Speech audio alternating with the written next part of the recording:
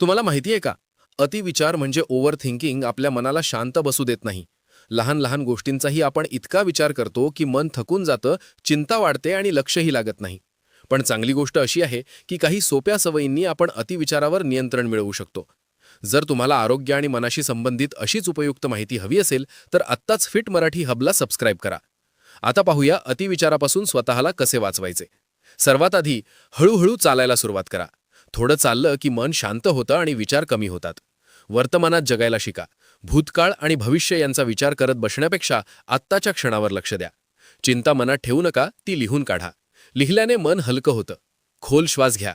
दीर्घ श्वसन केल्याने शरीर आणि मन दोन्ही रिलॅक्स होतात. निसर्गाच्या जवळ वेळ घाला. झाडं, हवा आणि शांत वातावरण मनाला खूप आराम देतात. सकारात्मक राहण्याचा प्रयत्न करा. चांगल्या गोष्टींकडे लक्ष दिलं की नकारात्मक विचार कमी होतात. इतरांना मदत करा. कुणाला मदत केल्याने मनाला समाधान मिळतं. पुरेशी झोप घ्या. चांगली झोप मनाला ताजेतवाने करते. नियमित व्यायाम करा. व्यायामामुळे तणाव कमी होतो आणि मूड सुधारतो. मित्रांशी संवाद साधा. आपल्या भावना शेअर केल्याने मन हलकं होतं. स्वतःला माफ करायला शिका. प्रत्येकजण चुका करतो, त्यामुळे स्वतःवर कठोर होऊ नका. लक्षात ठेवा, शांत मन हीच एक मोठी ताकद आहे. अशाच उपयुक्त माहितींसाठी फिट मराठी हबना सबस्क्राईब करायला विसरू नका.